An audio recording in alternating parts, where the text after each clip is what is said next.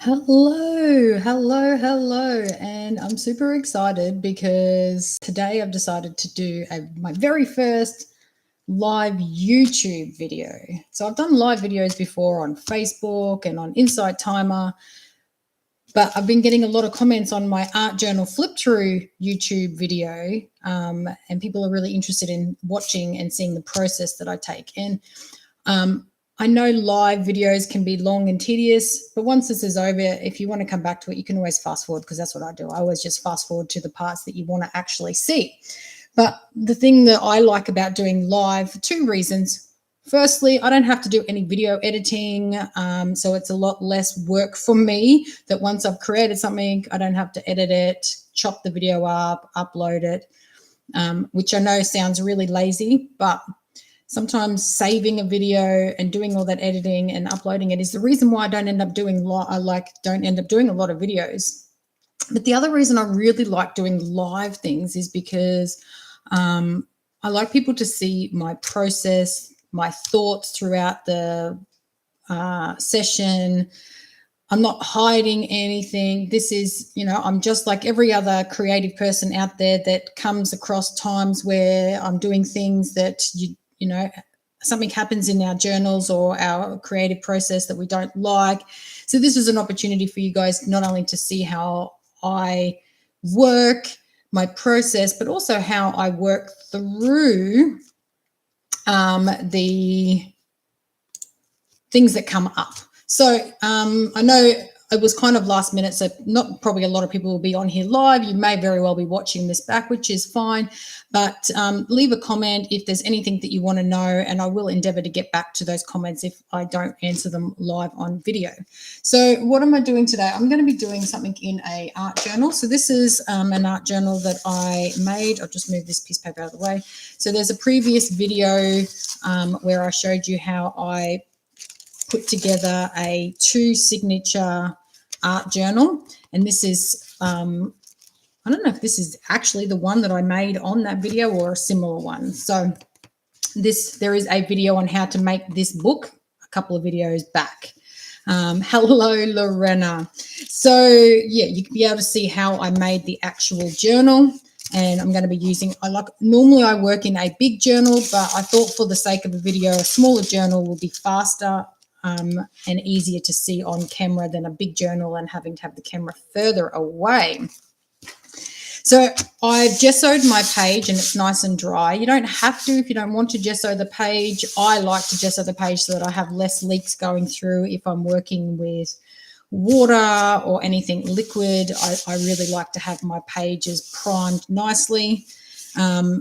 And I've already picked out, normally when I'm doing an art journal page, I sit down for myself and I'll journal on here anything that's coming up. Sometimes I don't actually pick out the focal picture straight away, but for the sake of saving some time, I've picked out the focal picture plus my words. And I'll show you what my words are. So I went through my little container of cut out words. And so this is the picture I picked, and the words that I've picked is create a softer life.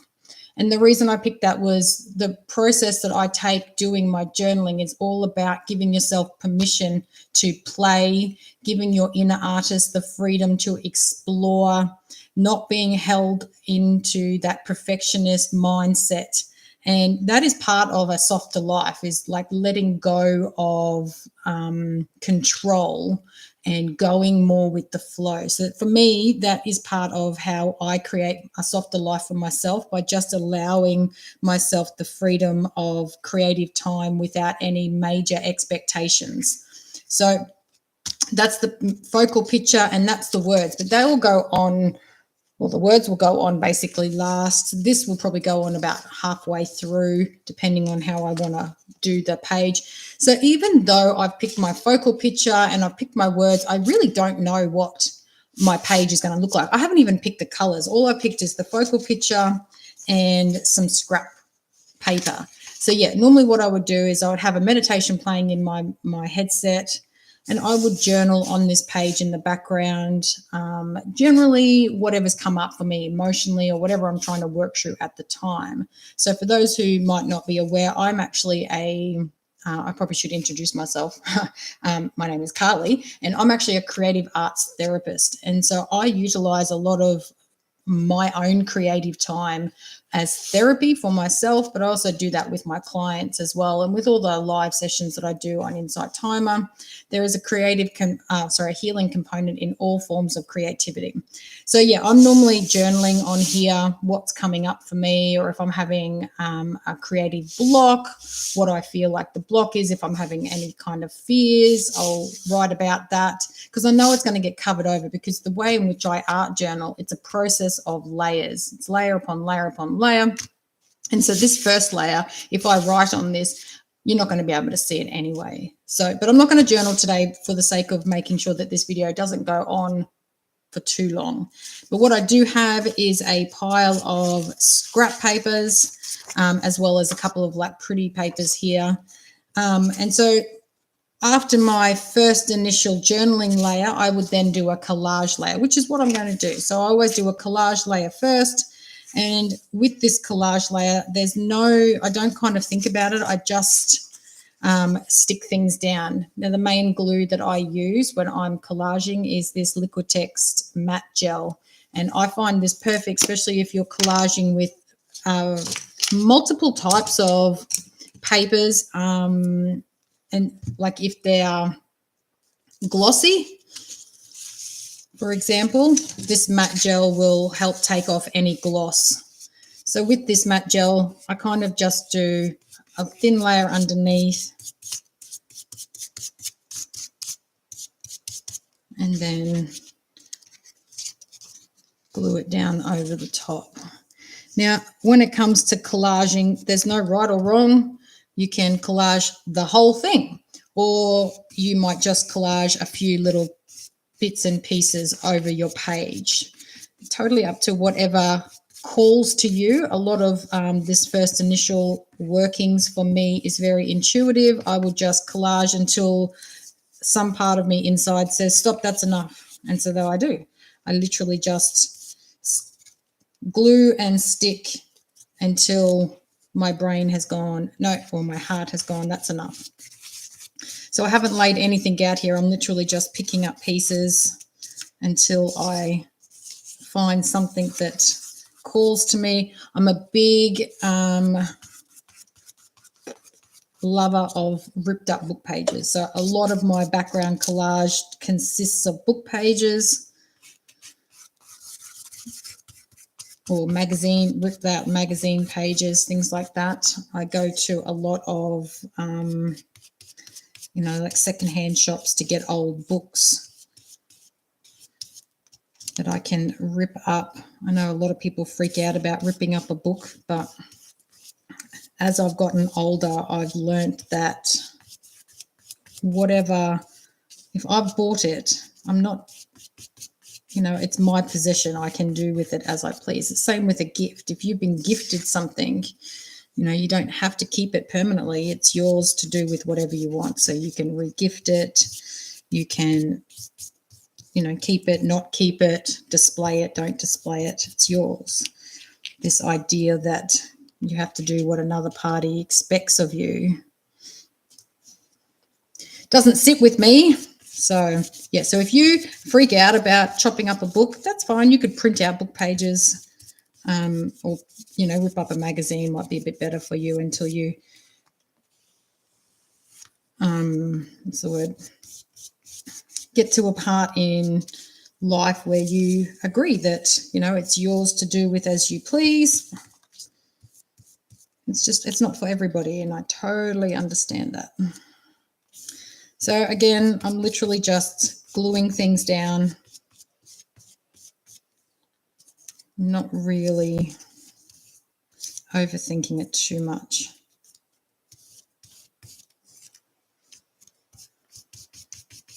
And generally, if I'm doing this type of art page for myself or with a client where we are doing it as a healing session, we get to explore the questions that come up for somebody if they are struggling to rip out book pages. We get to ask why. We get to sit with trying something new. We get to explore the different feelings that come up. And a lot of people sort of ask me throughout this process, you'll see me put things down and then you'll see me cover it up with the next layer. And a lot of people say to me, if you're journaling or collaging and then covering it over with another layer, what is the point? Well, there's a couple of reasons. And one of them, the main one, is life is made up of layers. And so I like to layer in my journal as a metaphor for life, for emotions, because we don't live with just one emotion. We have many different things going on in our head at any one time. I'm going to use one of these, I think. And so we don't have to just have that very last page as the whole representation. Sometimes our art can be a representation of something that's underneath that no one else will ever see or understand, for that matter.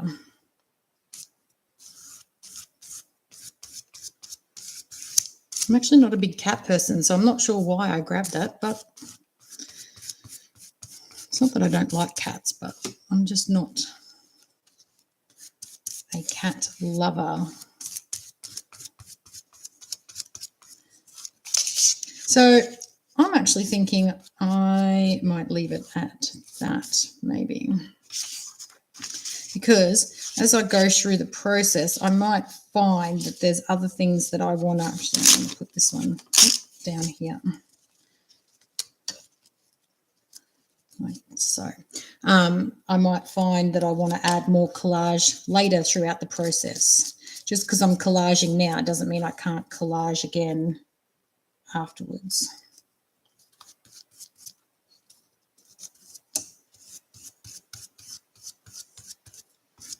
So this is just one particular way in which I art journal. There is many different ways. This is my mixed media layering type of art journal process.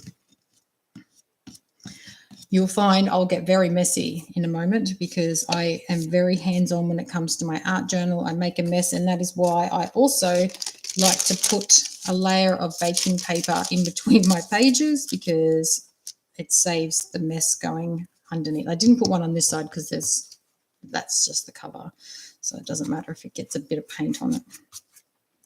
So I'm going to just put my paintbrush in water so it doesn't dry out. Put my lid on my glue and move some of this collage out of the way just for now, in case, and keep it close in case I want a bit more of it.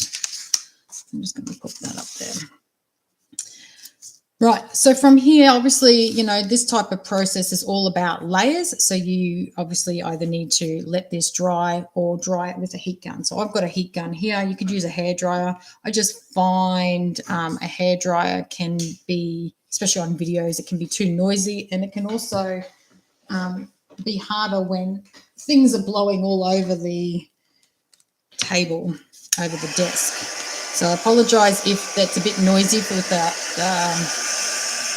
this heat gun, but it's not as bad as the hairdryer, thankfully. So, hi from Brazil. Thanks for jumping in. So yeah, if you are just jumping in now, I'm just creating a mixed media art journal page just for some fun. I've been getting a lot of feedback that people have loved the flip through of my journal and would love to see how I've done it. So this is just the first kind of layer that I've done for today, which is collaging a whole heap of stuff. And I'm going to try to keep today's one quite simple, just so that you can see the basic overview of how my process goes. Right. So it's not completely dry, but that's okay because I'm going to put some more layer of stuff on top. So I'm going to have to dry it again in a minute anyway. So the next thing I normally do is I normally use some gesso, and I just use cheap gesso. I bought this particular one from like the Choice Variety Shop, you know, like the dollar store. If you're here in Australia, the Kmart now sell a cheap gesso as well. You can obviously get different colors, different brands and stuff. I go for cheap because I like to keep things affordable. I don't feel like being creative needs to cost a lot of money.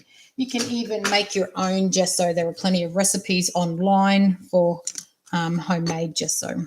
So with the gesso, what I like to do is I like to just blend in some of this collage. I also like to add some texture by utilizing some stencils. So I just grabbed a couple of stencils here out of my massive container of stencils to choose from. So let's just start by adding. And again, I still sort of stick to quite intuitive at this rate. I'm still not overthinking.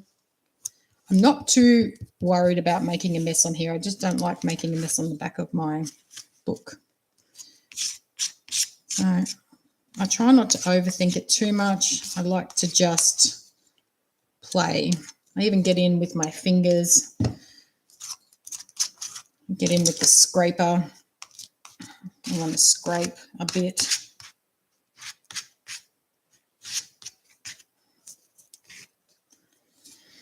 Where am I going to put this picture? Her arm's cut off here, so I think I kind of want to put the picture on this side. Oh, look at that. You can just see the cat through here. So I might put the picture there.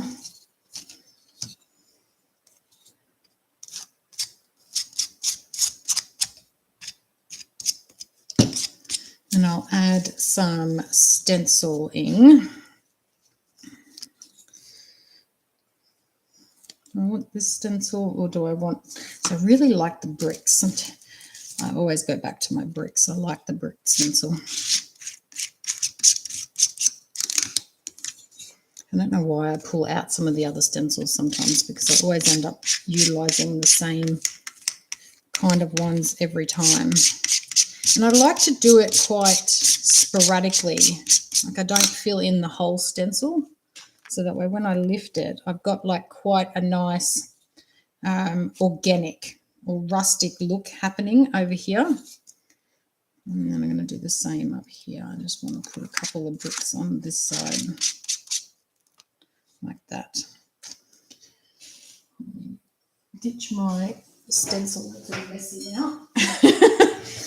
And then just because I want to get my fingers messy, I'm going to go through and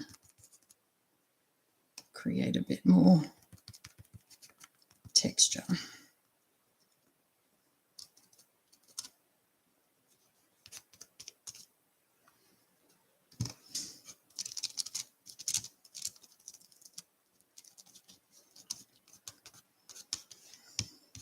So it's totally, preference. If you don't want to use gesso, you don't have to use gesso. This is just one of the ways in which I add another component, another layer. Sorry, my book keeps moving all the way out of the way. You can see the front of my book getting quite messy here, and that's okay. Remove some of that. All right. So I always like to have wet ones nearby for my fingers so I can wipe up some of the mess. Just some of the mess. Now, obviously, this is very wet and it needs to dry. So I'm going to go back over this again with the dryer, heat gun, while I work out what colours I'm going to use for my journal. So I'm going to open my drawer here and just find some colours. Let's see.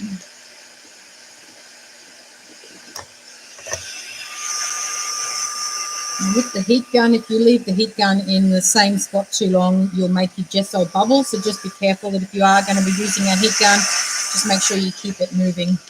You don't want to leave it in one spot for too long.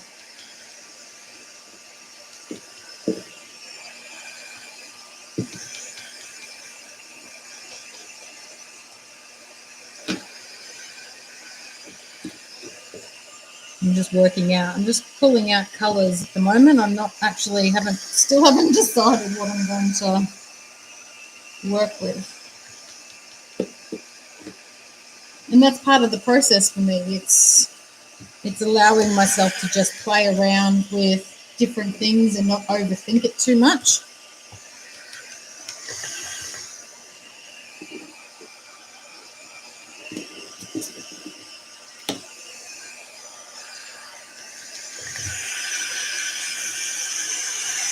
If you wanted to, you could make your gesso coloured by mixing in your paint with your gesso, and it would give your paint a nice texture as well. And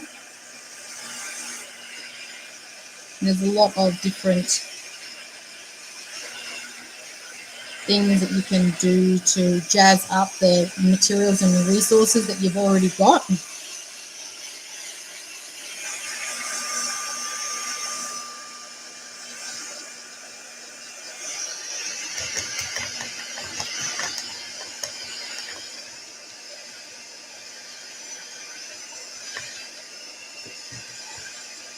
I'm thinking I might go for some metallics today. I like the metallics. I haven't done a lot of metallics, so we've got a bronze and a silver. I've got a gold. There's a green metallic here somewhere. I'm trying to find it. Oh, look, there's a red metallic. There it is. And a green metallic. So I'm thinking I might play around with some metallic colours, but keep out a couple of flat colours as well.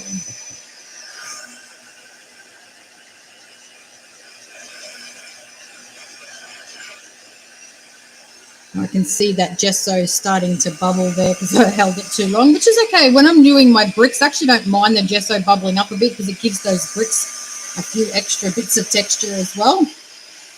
And just be mindful that that's going to happen if you hold your heat gun on there for too long. So from here, I'm still playing. I'm still quite intuitively putting things on the page. Some of this gesso is still a bit wet, and that's okay. But I'm going to just play around with a couple of colours. Let's see.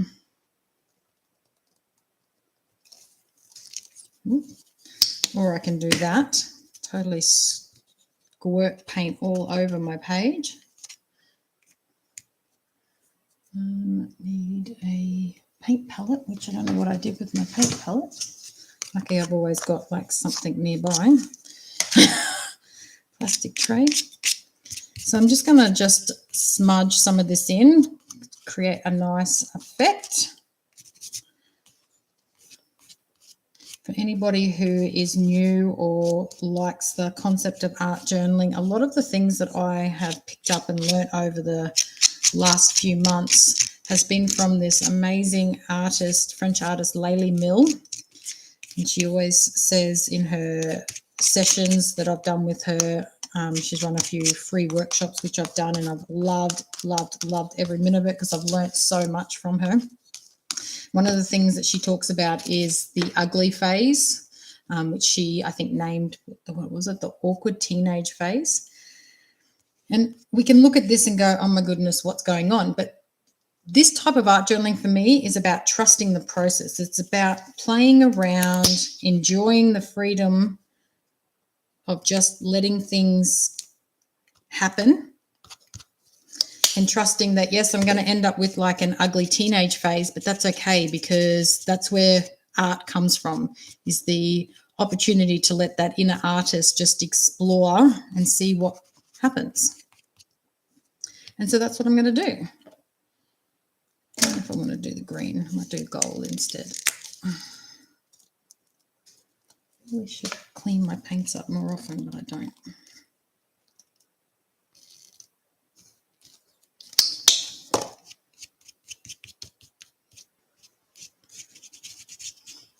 So as we go along, if at any point you go, oh my goodness, I've put way too much color on here, that's okay because we're going to lighten it up with some white. We're going to add some black shading and some highlights. And that is the way in which I'm going to transform the page. And this is where we get to work with our layers. Oh, hand stuck to the table. We get to work with our layers and just explore what we like, what we don't like. the other thing you can do is if you do put too much paint on, you can actually do like a reverse stenciling where if you've got heaps of paint in one particular spot, while it's still a bit wet, you can put a stencil down and actually grab like your wet wipes. And if you do a reverse stencil where you rub through the stencil with that wet wipe, let's see if it's worked, you can kind of see here that it's created this stencil marking by removing the paint as opposed to adding the paint. So that's a really great way that I've done in the past when I want to remove excess paint. You could just go through and wipe it off. You could use some water and thin it out. This is the other reason why I gesso my page, because it's created a really nice thick prime area so that I can explore with water, with liquids, with rubbing, and it's the page underneath has protected quite nicely. So this looks like a nice big mess and I quite like it.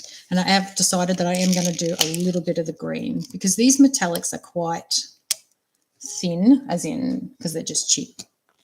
I'm cheap. I go cheap everywhere. So because they're quite thin, I don't want that much, so I'm just going to put it over on my little palette here because I just want bits of it. I don't want too much. I just want to utilize some of that colour.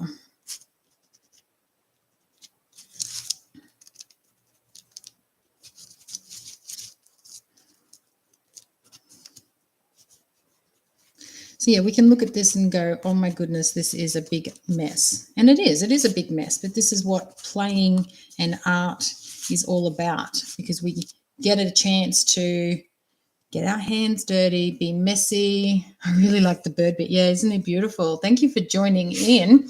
Some of that's going to be covered. Actually, I might trim some of the picture down so that the bird isn't completely, well, actually I might bring her, because I was going to put her there. I don't want to cover the bird up completely. I don't mind covering the cat. Maybe I'll put her there. What do you reckon? Because yeah, I do like the bird. The cat doesn't bother me either way.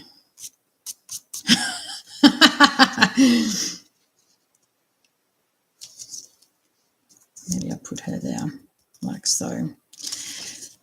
All right, so from here, I want to dry this off and then I want to start adding some details because I'm not going to add a lot of paint to this one. I want to keep it, you know, randomly scattered with paint. I want to dry this off a bit so that I can start adding some shadowing and some highlights, add my focal picture. I want to add some stamping. And this will completely transform. It'll go from, you know, a collage with paint to every single component that we add transforms this art page again and again and again. So what it looks like now looks, to me, I still like this, but it's going to look very different by the time I'm finished. And that's the other reason why I really like this mixed media. And I'm only using a few medias. Like I've done a lot more different styles in the past when I've got a lot of extra time. This is very simplified mixed media, but I really like the fact that, you know, you can be working through something and if you don't like it, you can add more to it. You can add more collage. You can change it up. A girlfriend of mine sent me a picture this morning, which I loved, and it was absolutely beautiful. And she said, she goes, thank you, I love it too. And now I'm going to go back and totally change the last page I did because I didn't like it. And that's the great thing.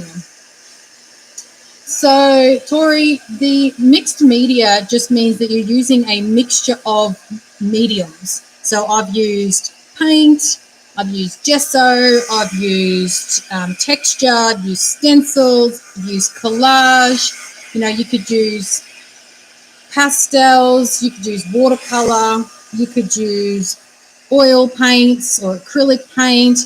Mixed media is about just mixing it up so it's not just one. So often if you come across say a watercolor artist, that their whole art piece is going to be watercolor, or an oil painter, the whole art piece is going to be oil painting.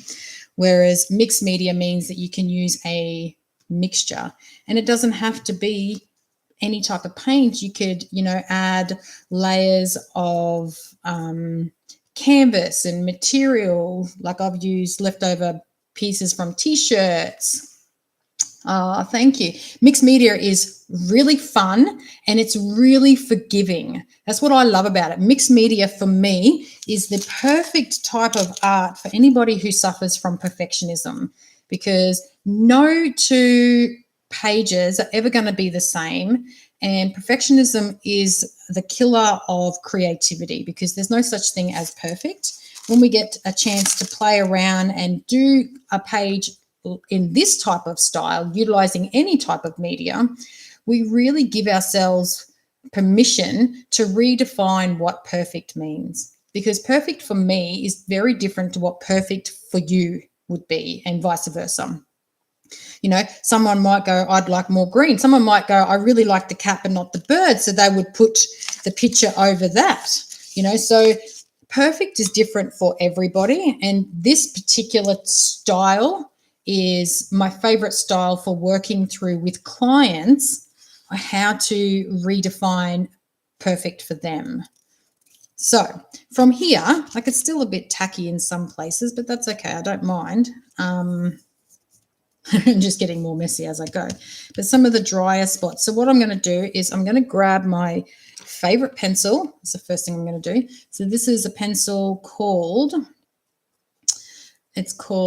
Stablio All in black. And this type of pencil writes on paper, glass, plastic, and metal. It's very soft. The end is very soft. And it works kind of like a charcoal, and it's perfect for adding smudges and smears and shadowing. So whenever I'm doing a mixed media, a collage, you would have noticed at the beginning that most of my collage pieces were all ripped. So they had ripped edges. I like the ripped look. But if for some reason I have put down something that's got a straight edge, so here, where you can see this straight edge here, and I haven't covered it over with the gesso and blended it in, I really actually like highlighting that straight edge. So I'm going to run a line down along this here. And remembering some of this is going to be covered over by my focal picture at the end, but I really like adding a line along there, and there's a straight line here, so I'm going to add a line here as well. There's some underneath, so I'm going to do some extra lines along here too.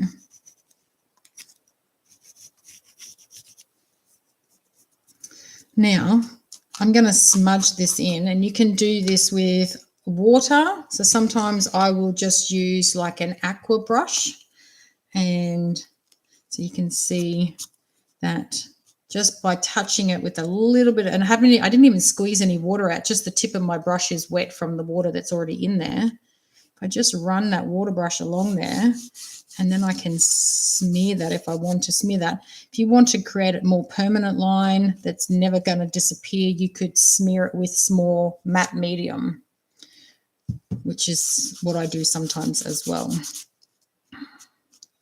So I'm just going to do it with the water because it's a bit faster at the moment. I'm going to create these lines and then smooth them out just a little bit, blend them in.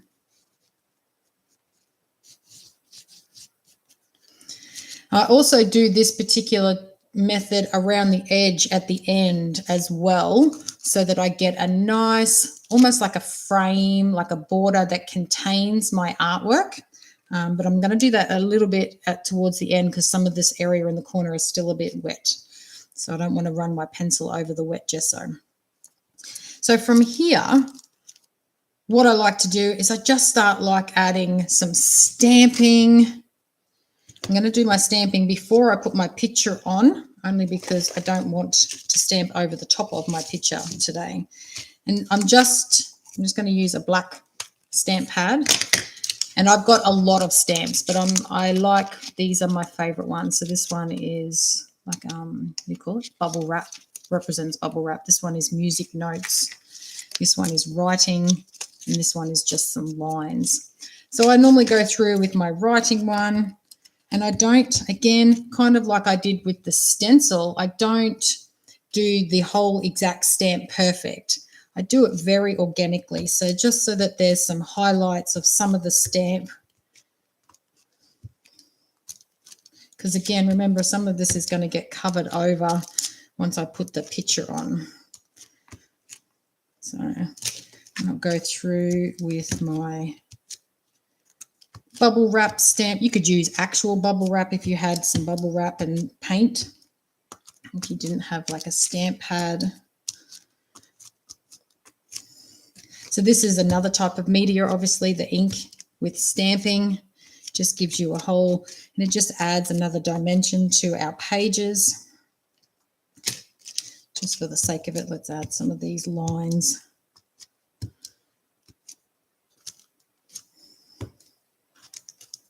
That will do. That will do. Now you could go through if you had specific stamps of flowers and things like that. I try to use those at the very end if I want to add some extra detail. But right now I'm kind of happy with how that's looking. And now I'm going to put my focal picture on. So now I need to figure out where I'm going to put it. I really like the idea that it's chopping off her arm there. And you can still sort of see the bird. But what I might do is I might bring her over even more and bring her down, and I'll just chop off a little bit like that. And that way then I can see the cat and the bird. All right. So again, I'm going to go in with my matte medium, and I'm going to glue it down.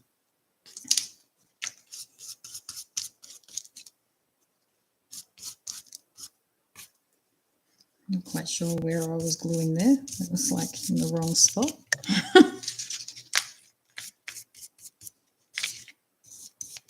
So I'm just putting a layer of glue on the back of this so that I can glue it down. So I wanted it so that it had the bird and the cat in vision. Make sure that sticks down through that seam. And then I can trim her off on the sides of my book. Where do you get your stencils from? So these type of stencils, do you mean, Phoebe?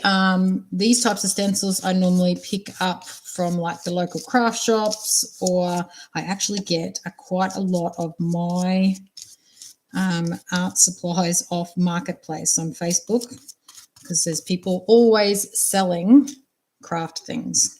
So I actually get most of that. Some of them have been sent to me on Happy Mail. Actually, I think this one was sent to me on Happy Mail, maybe. I can't remember now. But yeah, like I go, and stamps. Same with stamps. I get a lot of stamps when they're on clearance at Spotlight, off Marketplace,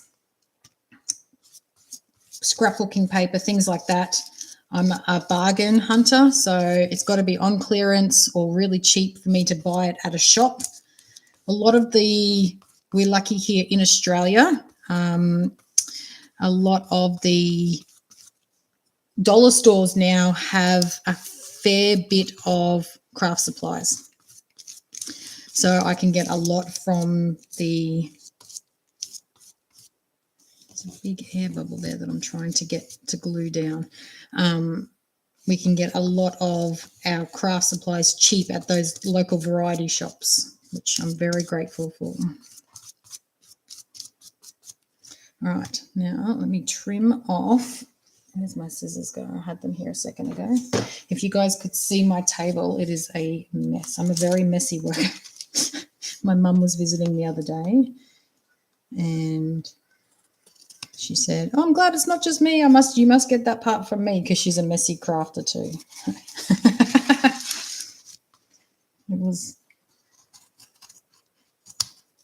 Oops, trim my punch a bit much there. That's all right. I'll just trim it off.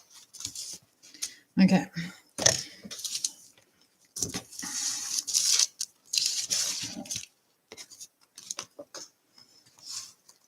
Yeah, I'm a bargain person. There's something about if I can't get it for a bargain, it's not worth having. And I'm also big on like being resourceful as well. So I will find ways to, so things like I will come up with things that are laying around the house that I can use for texture and for, actually while that's out, I might stick my words down. Ways to save money, because there's always things laying around the house. I want to put my words here. So I'm going to write create a softer life. And see, this gel has smeared my stamp that's underneath, but it doesn't bother me because I'm creating here and having fun. So, and it's just given a nice smear underneath instead. So,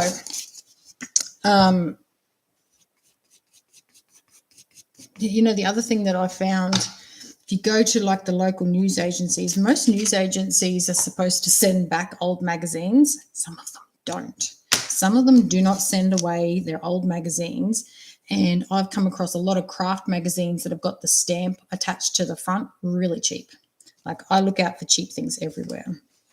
So I'm just going to dry this one last time, and then I'm going to add a whole heap of finishing touches just to bring it to life a bit more and totally change the look of it again. Well, not totally, but, you know, expand on this look a bit more. So this time I want to make sure that it's completely dry, because I'm about to use a paint pens and my charcoal pencil again, and I want to make sure that it's dry. Now, these picture I cut out from a magazine. I've got a whole stack of magazines. Again, picked them up cheap, either on Marketplace, at car boot sales. I've got a lady who knows me at the local news agency, so she keeps some of the old magazines for me, and I get them really cheap from her. I love this process of using pictures from magazines, because too often, if you are not a drawer or an illustrator, this type of artwork can freak a lot of people out, because, and I know I'm one of them, I do not draw. I cannot draw. I can doodle. I can doodle little pictures, but I cannot draw. And if someone was to show me a drawing of something like this, I'm in I'm in awe of people who are illustrators, but I'm not one of those. But it doesn't mean that I can't create beautiful pieces of artwork by utilizing pictures that I do like. So find magazines, cut out pictures for a focal point that you do like. Any type of picture can be a focal point, but my tip for focal point pictures is one that you can cut out so it stands out and it doesn't have a lot of busy background if you are doing a busy background already. Because if you're putting a busy background and picture on top of a busy background here, it's going to clash a little bit. So I like the pictures that I can cut out. So this is another one. This was the other picture that I was actually going to do today, but I didn't end up using this one. So this was another picture. So I like the fact that I can cut it out, and see, I'll just have that butted up against the side of the book so I could trim off the ripped part. So yeah, I go through and I cut out a whole lot of pictures. I even, the pictures that I do cut out, I put them inside envelopes and then put a whole lot of envelopes together. And sometimes if I'm really struggling with what to create, I will just draw out an envelope. So then it's a surprise as well. Because often I'll look through my pictures and I go, no, I don't want to do that one. No, I don't want to do that one. No, I don't want to do that one. No, I don't want to do that one. And then it takes so long for me to pick a picture because I'm too busy, you know, over analyzing it. If I've got a whole heap of envelopes there ready to just choose from, I can just pull out an envelope and just work with it. And then I've got more creative time and less overthinking time. Now, the key for me when I'm utilizing a focal picture and I'll give you an example, is making that picture pop out a bit. So let me find, this is one of my other journals. So this is a picture. So I've cut this cow out, but I've actually drawn around the cow with a soft brown charcoal pencil, and the same with this picture. See, you can see the little brown shadow line around the edge of my picture. It makes it stand out, so it doesn't have a flat look. So often people, when they look through my journals, they'll think that I've drawn the picture, but I haven't drawn the picture. I have just enhanced the picture with some shadowing so that it stands out a bit. So I've gone around the picture, maybe not that one, gone around the picture with a brown, and I use a brown. I don't use my Stabilo pencil because the color for me is too intense. I want something a little more subtle. So I found this is a Montmartre branded sepia colored charcoal. And I like this because, again, it's still a soft charcoal pencil, but it's a little bit more subtler than the intense black that I get from the Stabilo All. And so all I do is I go around. Again, it's a soft pencil, so I have to sharpen it all the time. So I go around the edge of the picture with my charcoal pencil, and you can sort of see instantly that you can see the edge of her shoulder better, whereas down here where I haven't gone yet, it's still quite subtle. But if I go over this, it's going to make the edge of her arm and her shirt pop out a lot more. Now I also go through with the pencil gently on some areas inside the picture that I want to highlight as well. So these lines in between her fingers, I'm going around.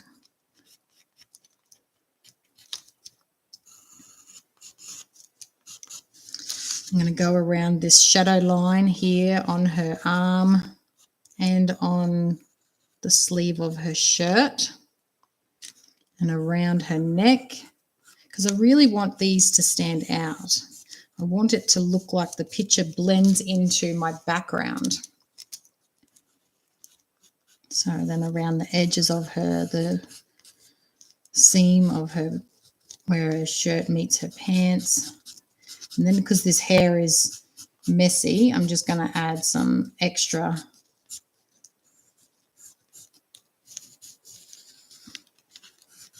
not messy, like, you know.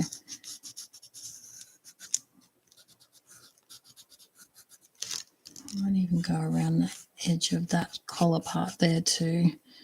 Her ear, around the back of her ear, the side of her neck.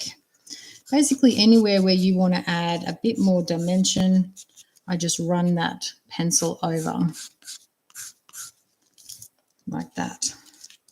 Around the words though, I do use my Stabilo. So I like to highlight around the words with those black lines.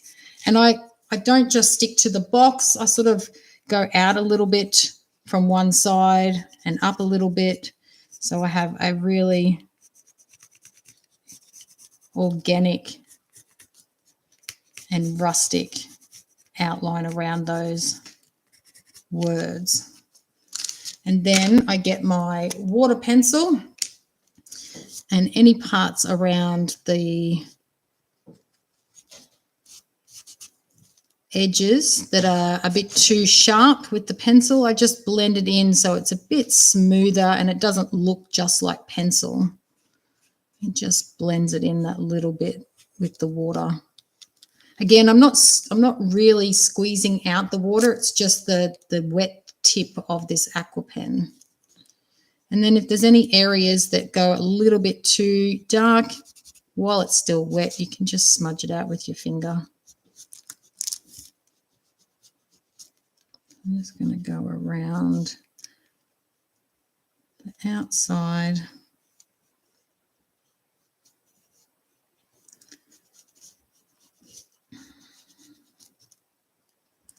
of her so she stands out.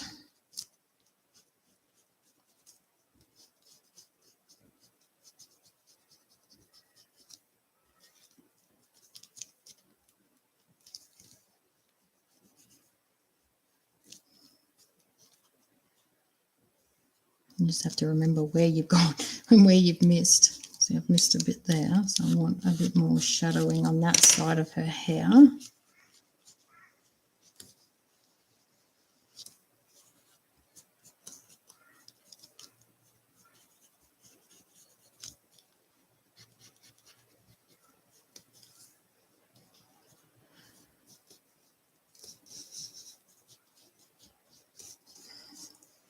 And so that's made her pop off the page a little bit more, so it doesn't seem so flat.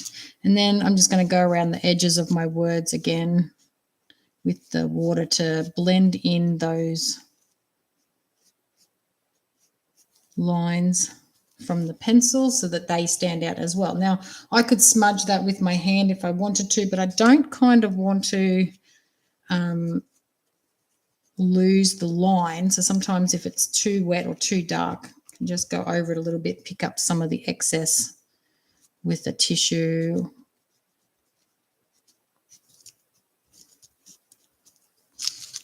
So from here, I like to now go through and add any final touches. So I'm going to remove this so it's easier to see where the page is. Remove any of this stuff out of our way so that I can see what's going on. There we go. So I like to go around the edge of my page just really roughly with my black pencil in some parts. Doesn't have to be the whole thing if you don't want it to be the whole thing. And I just like to give the edge of my page some definition.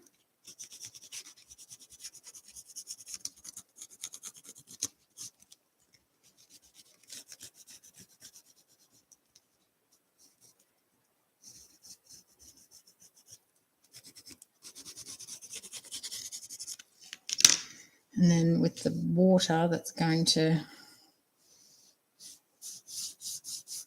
smear it so it's doesn't look like it's just a pencil line.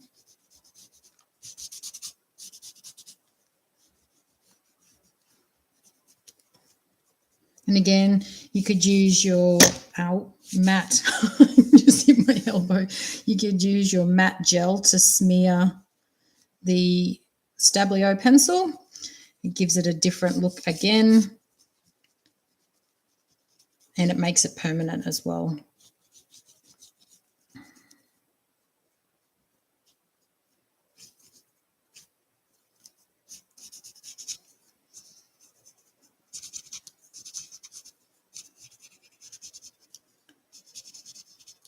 So I quite like just roughly doing some of the spots so that it's not just a straight line.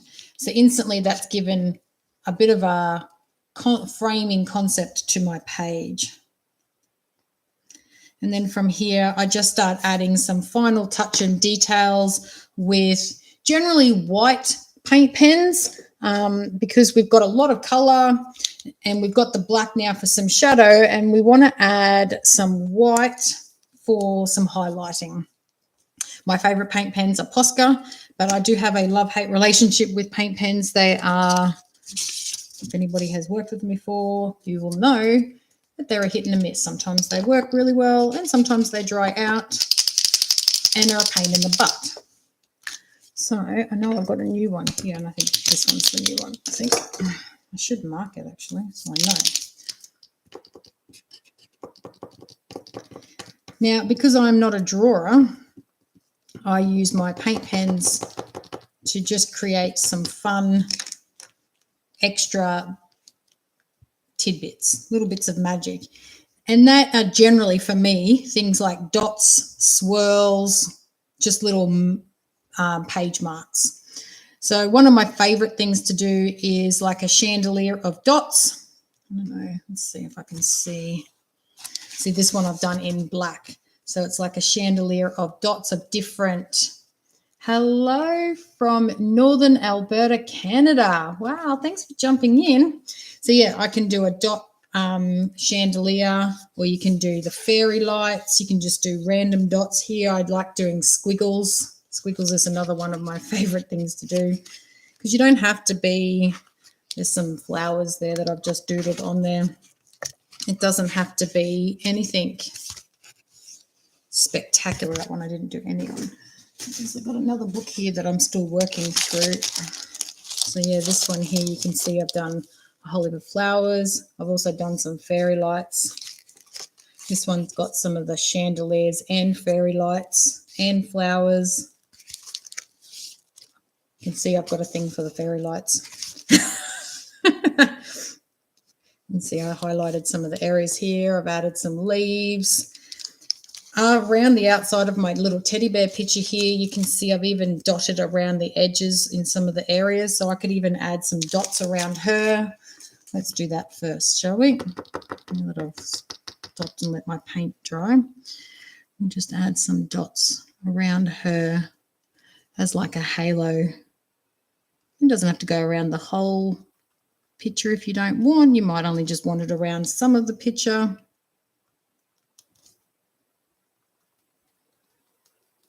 This is where we get to just have fun and make it your own.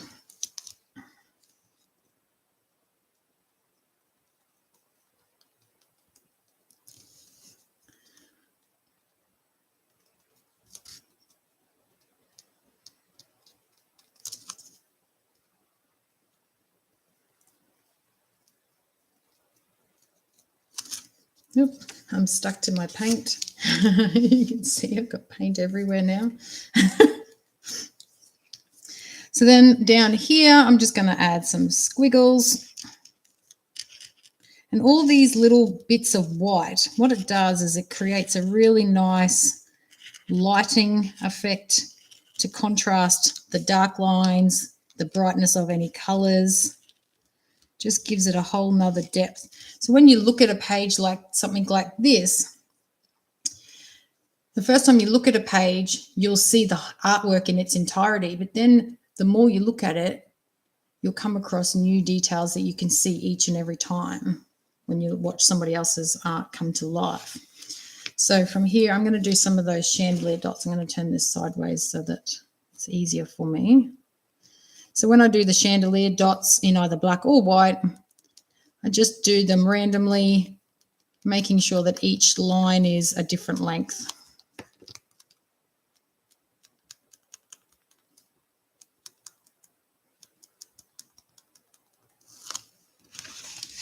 You can see that it's added. It wasn't very straight because I had it sideways. I probably should do it straight on.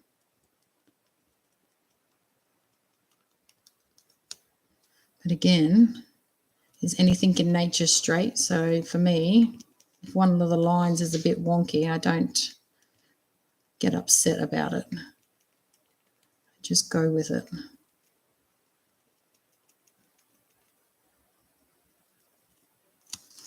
So I could do that across the whole page if I want to. I might just do a little bit in the middle there. I don't think I'll do the whole page for this one.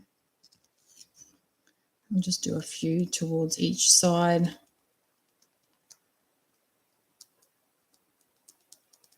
Like that. So then, you know, we could just do some random dots.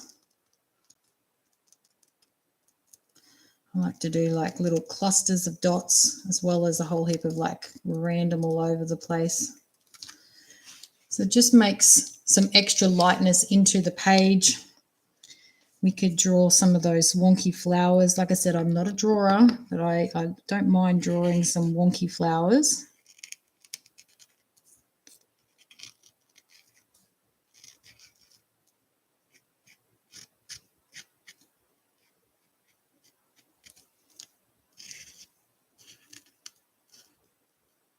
The hardest part is when you've got a lot of texture on your page, your paint pens get stuck in the texture, which is what keeps happening to me.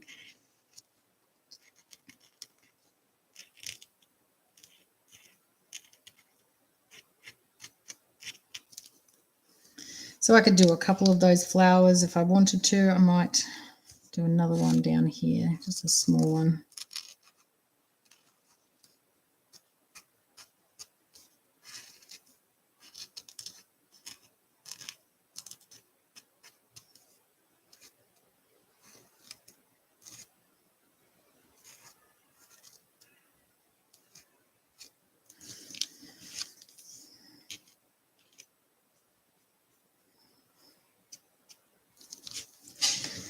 And then from there, if you want to keep going, you can add some more dots, you can add squiggles, you can add smears, you can add some more color. So if you wanted to, you could go back through with like a gold. So I've got a lot of gold on this page, but you could pick another color, and often I do like a gold smear.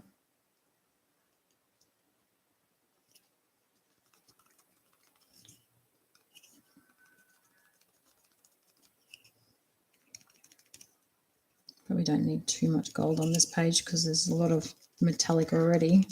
But if you're using a flat paint, sometimes adding a little bit of a smear of gold towards the end in just some random spots like this, you end up with a really nice like little shiny spots throughout. You could also journal if you've got a space that you want to add some words. You could journal with a thinner paint pen. You might want to, I think this is the one that keeps playing up on me. You might want to just add some words that are a bit more rustic, like one, you might not even be able to see them, and that's okay. They're there. It's about creating layers and adding parts that